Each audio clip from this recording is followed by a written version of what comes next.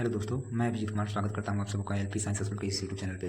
दोस्तों आज LP CBT test का जो एग्ज़ाम हुआ था 15/7/2025 को आज लगभग 10 से 11 दिन होने को आ गए हैं 10 से 11 दिन होने को आ गए हैं। लेकिन रेलवे ने दोबारा ऐसी कोई नोटिस दी ही नहीं है कि जिससे लोगों में उम्मीद जग सके, स्टूडेंट में कुछ उम्मीद जग सके कि उनका ये एग्ज़ाम होगा। क्योंकि आप भी जान रहे हैं दोस्तों कि बहुत सारे कैंडिडेट ऐसे हैं, मैक्सिमम सेंटर पर बहुत सारे कैंडिडेट ऐसे हैं जिन्हें प्रॉब्लम का सामना करना पड़ा। सभी का इंटरनेट स्लो हो गया, ठीक है, सर्वर चला गया, और सबसे ज़्यादा जो प्रॉब्लम देखने को मिल रहा है वो मेमोरी सेक्शन में देखने को मिल रहा है। और मुझे जहाँ तक लगता है दोस्तों कि इस मेमोरी क्वेश्चन में जो 24 क्वेश्चन आता है, अगर आपका अगर 14 से 15 क्वेश्चन के आसपास सही नहीं है तो आप ये समझ के चलिए कि बहुत अच्छी स्थिति नहीं है। ये भाग भरोसे स्टैंडर्ड डेविएशन आपको बचा सकता है तो बचा सकता है, अदरवाइज हो सकता है फेल कर जाए। मैं सभी बोर्ड की बात नहीं कर रहा हूँ, क्योंकि बहुत सारे बोर्ड ऐसे हैं जहाँ पे अगर आप 12 से 14 मार्क्स ला रहे हैं मेमोरी सेक्शन में, अगर आप 12 से 14 मार्क्स ला रहे हैं, ठीक है, तो आप सेफ है। इनफैक्ट यहाँ तक कि आप 12 अगर आप आ रहा है तो आप बच जाएंगे, आप टी स्कोर 42 आराम से ला पाएंगे। लेकिन ये सब होगा कैसे?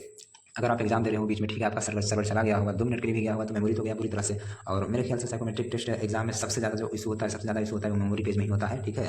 सबसे ज़्यादा स्टूडेंट फेल करने वाले इसी में होते हैं, क्योंकि बाकी सभी जो सेक्शन होते हैं उसमें उतना नंबर बोले आते हैं कि आराम से टी स्कोर जो होता है वो 42 क्रॉस कर सकते हैं। तो मैंने भी एग्जाम दिया और मैंने भी इस चीज़ को फेस किया है। मेरा भी जो मेमोरी सेक्शन था वो भी 2 से 3 मिनट के लिए बंद हो चुका था, और मैंने टोटल 22 क्वेश्चन को अटेम्प्ट किया दोस्तों, ठीक है। और 22 में हमें नहीं पता कि कितना सही हुआ, क्योंकि जब तक दोबारा से सवाल आया तब तक बहुत टाइम बीत चुका था। और मैंने जो टिक किया वो अपने एक अंदाज से ही टिक किया, और मुझे लगता है कि मैं बाउंड्री पे हूँ, हो सकता है मैं फेल हो जाऊँ और मैं पास भी हो जाऊँ। हालांकि मेरा बोर्ड जो है बिलासपुर है, अब देखिए वहाँ पे उम्मीद तो ऐसा लग रहा है कि जैसे वहाँ पे कम भी थोड़ा सा साइकोमेट्रिक टेस्ट में मार्क्स आएगा तो सिलेक्शन हो सकता है। बट ये सभी डिपेंड करेगा कि आगे किस तरह का डिसीजन लेती है रेलवे, ठीक है। और मैंने कितना सही किया है वो तो बाद में पता लगेगा। लेकिन फिलहाल जब हम इस बात को लेकर के चिंतित है अभी कि दोबारा से साइकोमेट्रिक टेस्ट का एग्जाम होगा कि नहीं, तो अभी फिलहाल कोई रेलवे से वैसा अपडेट मिलता हुआ नजर आ नहीं रहा है। और लाख प्रयत्न के बाद भी, चाहे वो पटना के एस के झा सर हो और दीपक सर हो या फिर प्लेटफॉर्म के माननीय नवीन सर हो, इन सभी के अथक प्रयास के कारण इतना तो कुछ माहौल बन पाया दोस्तों। और इन्होंने 4 से 5 दिन का टाइम दिया था रेलवे को कि अगर आप इस तरह का फर्दर कोई इन्फॉर्मेशन नहीं देते हैं, कोई नोटिस नहीं देते हैं हम लोगों को, तो आगे फिजिकल प्रोटेस्ट भी होगा। लेकिन रेलवे शायद नहीं सुन रही है और ऐसा कुछ दिख नहीं रहा है। हालांकि इधर 2-3 दिन से ये अभी सोशल मीडिया पे ऐसा सर्कुलेट कर रहा है नोटिस, और पता लग रहा है कि जितने भी आरआरबी हैं सभी ने इस मामले को दे दिया है। किसको? आरआरबी मुंबई को दे दिया। किसको दे दिया? आरआरबी मुंबई को। मतलब इन्होंने इन सभी ने आरआरबी मुंबई को सौंप दिया है कि क्या करना है, स्टूडेंट का री एग्जाम करवाना है या नहीं करवाना है री एग्जाम, ठीक है। इन सब का जिम्मा किसका होगा? आरआरबी मुंबई का होगा। और बहुत सारे टीचर लगातार कोशिश में लगे हुए हैं, फोन से लगे हुए हैं कि आरआरबी को कॉन्टैक्ट करने में, आरआरबी को कॉन्टैक्ट करने में और आरआरबी मुंबई को भी कॉन्टैक्ट करने में कि क्या मैक्सिमम स्टूडेंट का दोबारा से एग्जाम होगा या फिर टोटल जो स्टूडेंट उनका ही एग्जाम होगा, या फिर वैसे स्टूडेंट जो कुछ प्रभावित हुए, कुछ सेंटर उनका हो, उनका सेंटर पर प्रभावित हुए उनका एग्जाम होगा। तो उनका साफ साफ कहना है दोस्तों कि आप थोड़ा सा वेट कीजिए, इंतजार कीजिए, वेबसाइट को विजिट करते रहिए, ठीक है। साफ साफ कुछ बातों को बोलने से हिचक रहे हैं, ठीक है। मतलब मामला ये साफ है कि अभी तक कुछ भी डिसाइड उस तरह से नहीं किया गया है कि इनका क्या कराना है, री एग्जाम कराना है टोटल स्टूडेंट का या फिर वैसे स्टूडेंट जो केवल प्रभावित हुए थोड़ा सा उनका री एग्जाम कराना है, कुछ भी नहीं पता लगा है। पता नहीं इनका जो एआई सिस्टम है किस तरह का एआई सिस्टम है जो अभी तक स्टूडेंट्स के लॉग को नहीं चेक कर पाए हैं कि किनका सर्वर गया था, किनका सर्वर सही रहा था, ठीक है, कुछ भी नहीं चेक कर पाए हैं। और अगर जहाँ तक मेरी राय माने दोस्तों, तो मेरे ख्याल से सभी स्टूडेंट का री एग्जाम हो जाए बहुत अच्छा है। क्योंकि इस बात को मैं जानता हूँ कि बहुत सारे स्टूडेंट जिनका एग्जाम बहुत अच्छा गया वो नहीं चाहेंगे कि री एग्जाम हो, लेकिन फिर भी वैसे स्टूडेंट जिनका सर्वर प्रॉब्लम हुआ था वहाँ पे वैसे स्टूडेंट जो एग्जाम दे सकते थे अच्छे से, ठीक है, उनका दिक्कत आया हंगामा होने के कारण, ठीक है। क्योंकि हंगामा होने के कारण वो सही तरीके से फोकस नहीं हो पाए हैं अपने सिस्टम पे, जिस कारण से उनको लॉस हर जगह पे नहीं होगा दोस्तों। इस बात को आप जानिए कि लॉस हर जगह पे नहीं होगा, ठीक है, खास करके मेमोरी सेक्शन, ठीक है। क्योंकि इसी को दिमाग में पूरी तरह से रखना होता है कि हमने किस फिगर को देखा था, किस चित्र को देखा था, और यहीं पे सबसे ज़्यादा लॉस होना है। क्योंकि बाकी का जो सेक्शन है, चाहे वो परसेप्चुअल स्पीड टेस्ट हो, ठीक है, चाहे वो डायरेक्शन टेस्ट हो, ठीक है, फिगर मिलाने वाला हो, कहीं भी ये सब जगह आप पास कर जाएंगे, इसमें नो डाउट। सबसे ज़्यादा दिक्कत आएगा मेमोरी सेक्शन में आएगा। अंत में थोड़ा सा बहुत सारा वैसे स्टूडेंट है जो स्पीड टेस्ट दे रहे थे, ठीक है, और एक जो फिगर मिलाने वाला होता है, ठीक है, फाइंडिंग फिगर जो होता है, फिगर मिलाने वाला होता है, ठीक है, उसमें भी बहुत सारे स्टूडेंट का सर्वर गया है, वहाँ भी रुका है, तो वहाँ भी थोड़ी सी दिक्कत आएंगी। लेकिन मुझे नहीं लगता है कि बाकी सब जो सेक्शन है साइकोमेट्रिक टेस्ट का वहाँ पे फेल करेंगे स्टूडेंट। सबसे ज़्यादा जो फेल करेंगे दोस्तों वो मेमोरी सेक्शन में ही फेल करेंगे।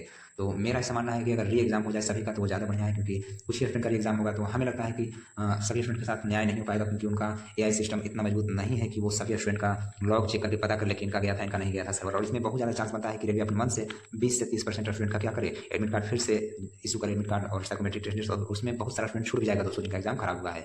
तो हमारी और आप सबकी कोशिश तो यही बनी रहनी चाहिए कि हर तरह से रेलवे पे दबाव बना करके ये ऑल कैंडिडेट है इन सभी का एग्जाम फिर से हो जाए, ताकि सबको फिर से मौका मिल जाए, और ये तभी सभी के साथ न्याय होगा दोस्तों। नहीं तो इसमें बहुत सारे स्टूडेंट ऐसे हैं जिन्होंने आरआरबी को जो अपने रिस्पेक्टिव आरआरबी उनको मेल किया है, क्या किया है, मेल किया है, ठीक है। और बहुत सारे स्टूडेंट ऐसे हैं जो मेल नहीं किए हैं, उनको सही से मेल पता भी नहीं दोस्तों, हालांकि वो पढ़ने में बहुत तेज है, ठीक है। उनका पूरा का पूरा टाइम जाता है पढ़ाई पे, पढ़ने के अलावा उनके पास बेचारों के पास कोई काम नहीं होता है, ठीक है। और उनका एग्जाम बहुत अच्छा गया है और उनमें से बहुत का एग्जाम खराब भी गया है किसी कारण से, वो हल्ला करने के कारण से, ठीक है, या फिर इस तरह का जो सर्वर जाने का प्रॉब्लम हो रहा था, तो जो वहाँ पे आवाज़ें चल रही थी उसके कारण से, ठीक है। और इसमें से बहुत सारे वैसे स्टूडेंट हैं जो एक सोशल मीडिया पे सर्कुलेट कर रहा था पेज वाला, मेमोरी पेज, ठीक है, जिसमें फिगर ही पूरा का पूरा उतार लिया गया था। ये इस बात को प्रूव करता है कि एग्जामिनेशन सेंटर पे पेन और पेपर को अलाउ किया गया है। खुद मैंने भी पटना में एग्जाम दिया है, ठीक है, पटना में एग्जाम दिया है, वहाँ पे ABR एग्जामिनेशन सेंटर है, ठीक है। वहाँ पे लड़कों के पास में पेन और पेपर था, ठीक है। और मेरे पास भी, मेरे भी सिस्टम पे पेपर था, पेन था, ठीक है।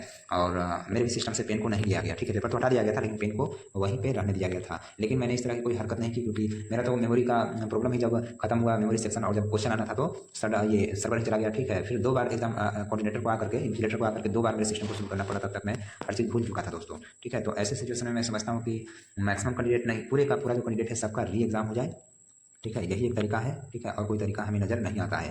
क्योंकि 2018-19 की बात करें तो वहाँ पे बस जिन स्टूडेंट ने मेल किया था, जिनका मेमोरी सेक्शन या कोई भी सेक्शन जो फिगर वाला प्रॉब्लम आया था, जो दिख नहीं रहा था दोस्तों, तो वहाँ पे सभी स्टूडेंट्स ने केवल ईमेल ही किया था, उसका उसी आधार पर रेलवे ने फिर से क्या कर दिया था, उनका री एग्जाम का डेट दिया था, एडमिट कार्ड इशू कर दिया था फिर से। लेकिन यहाँ पे ऐसा होता हुआ दिख नहीं रहा है। बहुत सारे सोर्सों से ये पता लग रहा है कि शायद इनका पूरे के पूरे कैंडिडेट का एग्जाम कराने का मन है, तो ऐसा भी नहीं है, क्योंकि ऐसा अगर होता तो अब तक डेट दे दिया गया होता। ये बोल देते कि हम पूरे का पूरे एग्जाम पूरे कैंडिडेट का एग्जाम कराएंगे, लेकिन ऐसा कुछ नहीं है दोस्तों। अब आप जान रहे हैं कि 7 अगस्त से शुरू है NTPC का एग्जाम, ठीक है, और 8 सितंबर तक ये चलेगा लगभग, ठीक है, वहाँ तक जाकर खत्म होगा। और अगर 7 अगस्त तक आप समझ सकते हैं कि अगर इस तरह का कोई नोटिस नहीं रेलवे देती है, तो अब जाकर के 8 सितंबर के बाद ही इस तरह का कोई नोटिस आएगा और एग्जाम लिया जाएगा। लेकिन तब तक स्टूडेंट क्या करे, क्योंकि बिना कोई नोटिस के फिर से दोबारा तैयारी करने में मन लगता नहीं है, ठीक है। तब तक तो फिर अपना कोई दूसरा वैकेंसी देखेगा। और मेरे ख्याल से ऐसा लग रहा है कि अगर हम सभी जमीन पर नहीं उतरेंगे, फिजिकल प्रोटेस्ट नहीं होगा, तो रेलवे अब सुनेगी नहीं। क्योंकि अगर उन्हें नोटिस देना होगा तो यही 2 से 3 दिन है जब उन्हें नोटिस दे देना चाहिए दोस्तों। अदरवाइज हमें लगता है कि बहुत सारे स्टूडेंट हम सब में से है जिनकी ज़िंदगी दांव पे लगी है, क्योंकि बहुत सारे का जो एज है वो भी ओवर हो चुका है, ठीक है। वो दोबारा से एग्जाम में नहीं बैठ सकते हैं, ठीक है। और उनका एग्जाम साइड साइकोमेट्रिक एग्जाम जो है बहुत अच्छा जाना था और वो सर्वर प्रॉब्लम के कारण से खराब हो गया, ठीक है, किसी का डिस्टर्बेंस के कारण से खराब हो गया। तो ये पूरी तरह से रेलवे ने मन बना लिया है कि हम मैक्सिमम स्टूडेंट का करियर तबाह कर दे, खराब कर दे।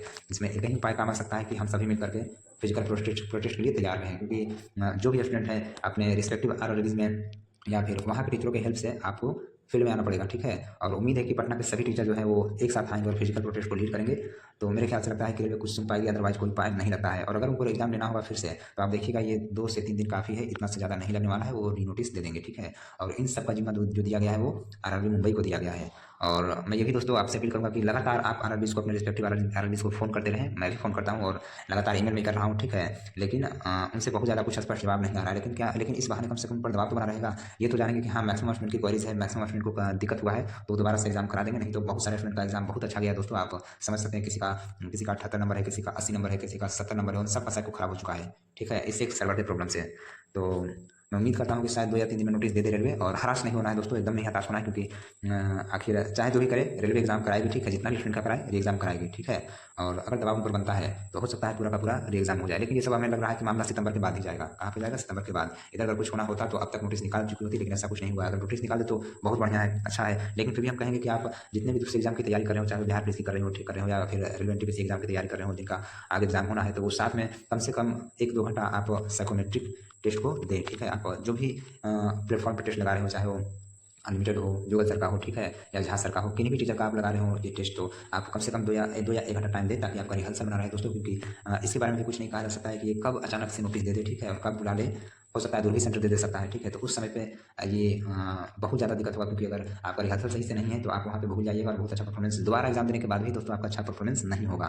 तो मैं ये बोलूँगा कि आप 1 घंटा या 1.5 घंटा फिर से साइकोमेट्रिक टेस्ट के लिए निकालें। और फिर आगे किस तरह का मेरा एग्जाम गया साइकोमेट्रिक एग्जाम, उसका हम डिटेल में चर्चा करेंगे दूसरी वीडियो में। और कितना कट ऑफ जा सकता है, कितना टी स्कोर हो सकता है अलग अलग सेक्शन में, इन सब के बारे में लेकर के हम बात करेंगे नेक्स्ट वीडियो में। तब तक के लिए बाय। और आरआरबी NTPC के लिए वेल प्रिपेयर होकर के आप एग्जाम देने जाइए, ठीक है। तब तक को आपको good luck for your exam, ठीक है।